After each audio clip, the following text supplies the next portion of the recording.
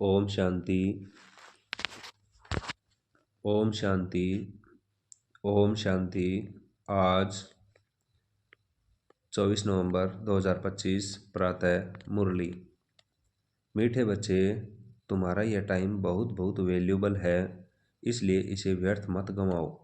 पात्र को देखकर ज्ञान दान करो। प्रश्न है, गुणों की धारणा भी होती जाए और चलन भी सुधरती रहे, उसकी सहज विधि क्या है? उत्तर है, जो बाबा ने समझाया है वह दूसरों को समझाओ। ज्ञान धन का दान करो तो गुणों की धारणा भी सहज होती जाएगी, चलन भी सुधरती जाएगी। जिसकी बुद्धि में यह नॉलेज नहीं रहती है, ज्ञान धन का दान नहीं करते, वह है मनहूस, वह मुफ्त अपने को घाटा डालते हैं। गीत है, बचपन के दिन भुला न देना। ओम शांति। मीठे बच्चों ने गीत सुना, अर्थ तो अच्छी रीति समझा। हम आत्मा हैं और बेहद बाप के बच्चे हैं, यह भुला न दो। अभी अभी बाप की याद में हर्षित होते हैं, अभी अभी फिर याद भूल जाने से गम में पड़ जाते हैं। अभी अभी जीते हो, अभी अभी मर पड़ते हो, अर्थात अभी अभी बेहद के बाप के बनते हो, अभी अभी फिर जिस्मानी परिवार तरफ चले जाते हो। तो बाप कहते हैं, आज हंसे कल रो न देना। यह हुआ गीत का अर्थ। तुम बच्चे जानते हो, बहुत करके मनुष्य शांति के लिए ही धक्का खाते हैं, तीर्थ यात्रा पर जाते हैं। ऐसे नहीं कि धक्का खाने से कोई शांति मिलती है। यह एक ही संगम युग है। जब बाप आकर समझाते हैं, पहले पहले तो अपने को पहचानो, आत्मा है ही शांत स्वरूप, रहने का स्थान भी शांति धाम है। यहाँ आती है तो कर्म जरूर करना पड़ता है। जब अपने शांति धाम में है तो शांत है। सतयुग में भी शांत रहती है, सुख भी है, शांति भी है। शांति धाम को सुख धाम नहीं कहेंगे। जहाँ सुख है उसे सुख धाम, जहाँ दुख है उसे दुख धाम कहेंगे।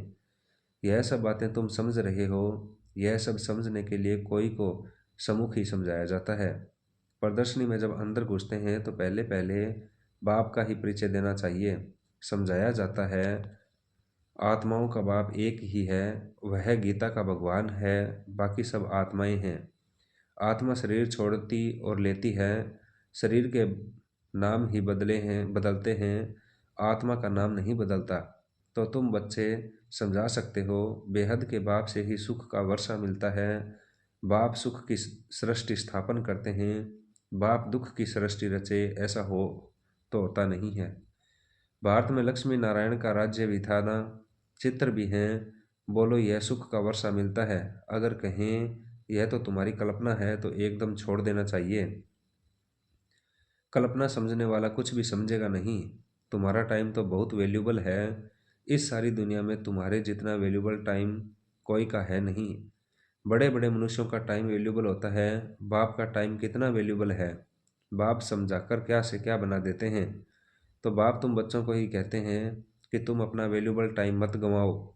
नॉलेज पात्र को ही देनी है, पात्र को समझाना चाहिए। सब बच्चे तो समझ नहीं सकते, इतनी बुद्धि नहीं जो समझें।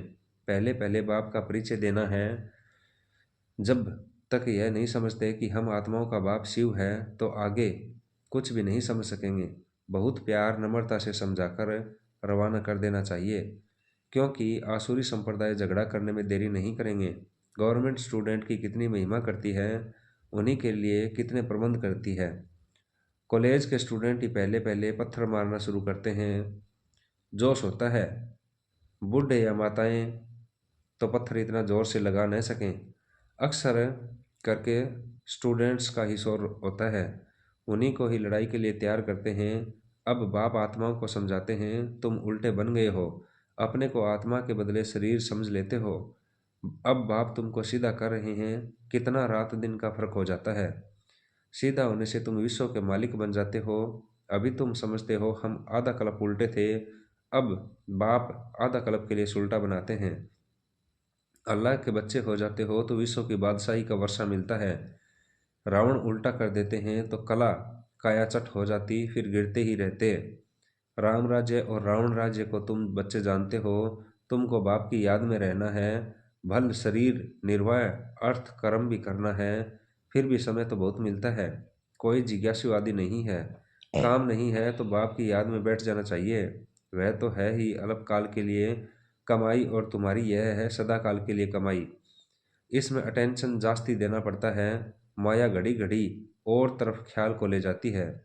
यह तो होगा ही, माया बुलाती रहेगी। इस पर एक नाटक भी दिखाते हैं।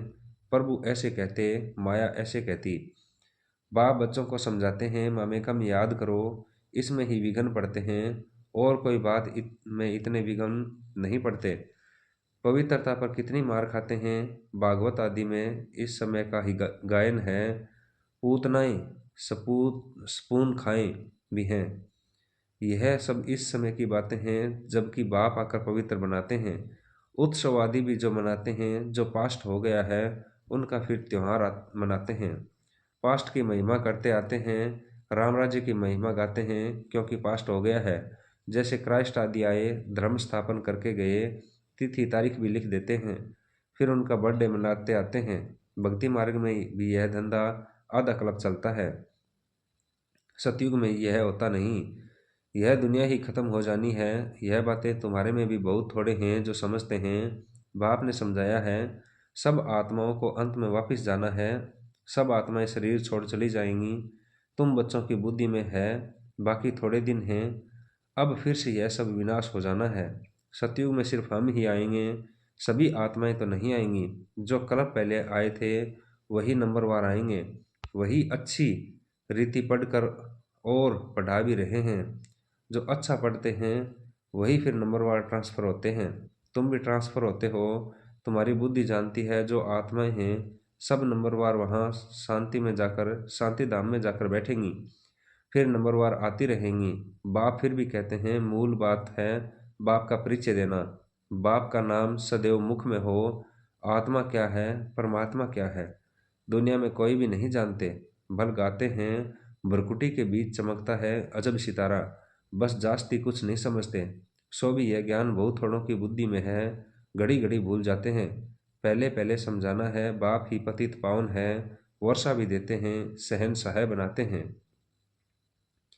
तुम्हारे पास गीत भी है।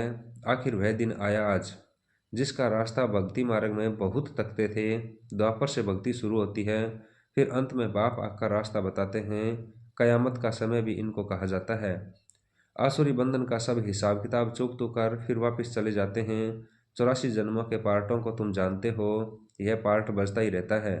शिव जयंती मनाते हैं तो जरूर शिव आया होगा, जरूर कुछ किया होगा। वही नई दुनिया बनाते हैं। यह लक्ष्मी नारायण मालिक थे, अब नहीं हैं। फिर बाप राजयोग सिखलाते हैं। वह राजयोग सिखाया था, तुम्हारे सिवाय और कोई के मुख में आ नहीं सकेगा। तुम ही समझा सकते हो। शिव बाबा हमको राजयोग सिखला रहे हैं। शिवो हम का जो उच्चारण करते हैं वह भी रोंग है। तुमको बाप ने समझाया है, तुम ही चक्कर लगाए ब्राह्मण कुल से देवता कुल में आते हो। सो हम सो का अर्थ भी तुम समझा सकते हो। अभी हम ब्राह्मण हैं। यह 84 का चक्कर है। यह कोई मंत्र जपने का नहीं है। बुद्धि में अर्थ रहना चाहिए। वह भी सेकंड की बात है। जैसे बीज और झाड़ सेकंड में सारा ध्यान में आ जाता है, वैसे हम सो का राज भी सेकंड में आ जाता है। हम ऐसे चक्कर लगाते हैं जिसको 100 दर्शन चक्कर भी कहा जाता है। तुम किसको कहो हम 100 दर्शन चक्करधारी हैं तो कोई मानेंगे नहीं। कहेंगे यह तो सब अपने ऊपर टाइटल रखते हैं। फिर तुम समझाएंगे कि हम 84 जन्म कैसे लेते हैं। यह चक्कर फिरता है। आत्मा को अपने 84 जन्मों का दर्शन होता है। इसको ही 100 दर्शन चक्करधारी कहा जाता है। पहले तो सुनकर चमक जाते हैं, यह फिर क्या गपोड़ा लगाते हैं। जब तुम बाप का परिचय देंगे तो उनको गपोड़ा नहीं लगेगा। बाप को याद करते हैं, गाते भी हैं। बाबा आप आएंगे तो हम वारी जाएंगे, आपको ही याद करेंगे।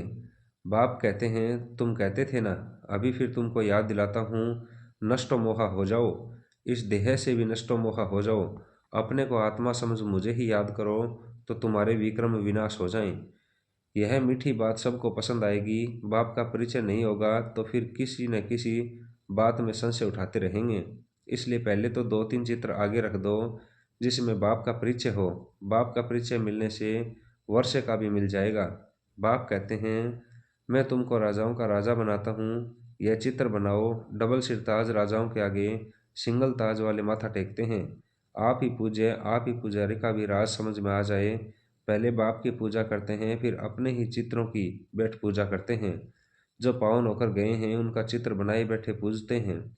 यह भी तुमको अभी ज्ञान मिला है। आगे तो भगवान के लिए ही कह देते थे, आप ही पूज्य, आप ही पुजारी।